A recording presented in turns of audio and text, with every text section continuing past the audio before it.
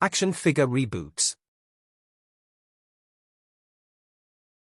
Sponsored by Pearson Art. Hello, and welcome back. Today we're looking at a Kenner Superman, which was released in 1984 as part of the Superpowers collection. It was a pretty impressive lineup. 12 figures were produced in the first wave alone, and later on they made vehicles, including the Batmobile, and they even made a Hall of Justice. Now, I was in high school when these came out, so these are way after my time, but I always thought they were kind of cool, something for the next generation. And what I really liked about it was that they made characters that they didn't make when I was a kid, like Green Lantern, The Flash, Red Tornado, Dr. Fate, Hawkman, and even a Plastic Man, complete with power action stretching neck. In total, 35 figures were produced. The two other figures were mail away orders, one being Steppenwolf, and the other one was Clark Kent. Considering this line was only around for 2 years, that really is impressive. But like I said, I was in high school when these came out, so there was really no connection there for me. But one day I ordered something off of eBay and I got this with it. I wasn't in the market for one, it just so happens that it came with the piece that I did want. I figured, okay, whatever.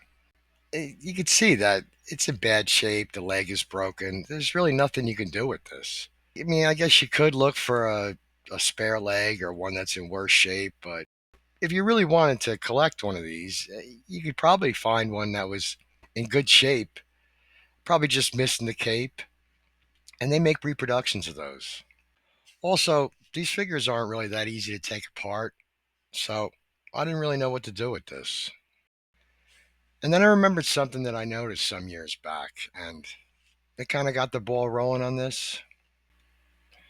Back in the early 70s, DC used to sell these famous first editions. They would take the first appearance or the first issue of certain characters, not all of them, and they would blow it up to magazine size, and that's where they would sell them in the magazine rack.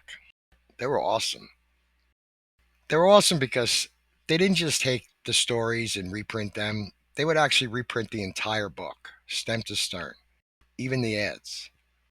Are those guns? Step right up, kids. This one actually came out in the late 70s after Superman the movie was released, and I have a copy of it. So a few years back, I was rereading it. I like to do that every once in a while. And I noticed something in one of the panels, and it was just a thought, just an observation at the time. But I remembered it, and I wanted to try it out. I noticed that the artist and co creator of Superman, Joe Shuster, who's probably my all time favorite artist, don't get me wrong, but this was his early work. This was like the beginning, so I guess the character was kind of evolving. So some of the things that he would do with in regards to the boots, the emblem, they weren't always consistent from panel to panel.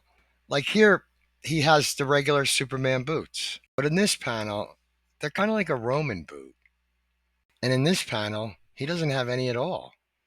So as I was noticing this for no particular reason at all, this one caught my eye. When I saw this, the way the lines are positioned, it kind of reminded me of the boots that Michael Keaton wore when he played Batman. Well, maybe not the Nikes, but the shin part. So I thought that might be a good way to go. Kenner did make a Michael Keaton Batman, so I picked one up. I knew that I could use the legs because this figure was actually made from the Kenner Superpowers Batman. They just resculpted the neck and the belt buckle and the boots. They didn't even bother doing the gloves. You could say it was the first reboot. So once I had the legs, I removed the head from the Superman and split it apart. I also filled in the back with some putty because there was like a lot of crevices and it was kind of over muscular. So I wanted to just smooth out the back. So that takes care of the head and the body. Now we need an emblem. The problem with this is the same problem you have with the boots. His emblem kind of changes from panel to panel. I mean, it's kind of consistent that it's yellow, but sometimes like here it's yellow with the red S. I do like this one. I think this looks kind of cool. But I know I said earlier that Joe Shuster was my favorite artist. I meant to say my favorite Superman artist, and this is my probably my all-time favorite Superman drawing. I've loved this version since I was a kid, and I always thought the S was so cool.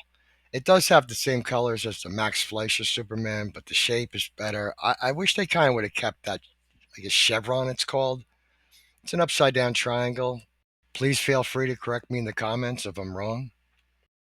So once that was decided, I made up the S, shrunk it down to size, and then I copy and pasted it and printed it on water slide decal paper.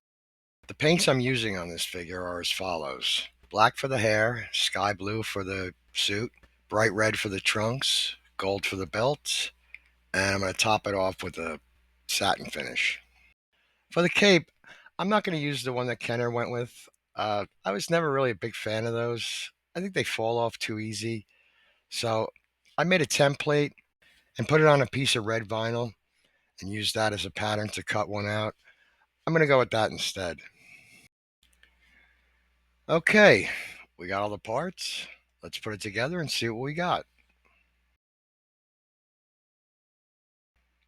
I'm all right with this. I think this came out pretty good.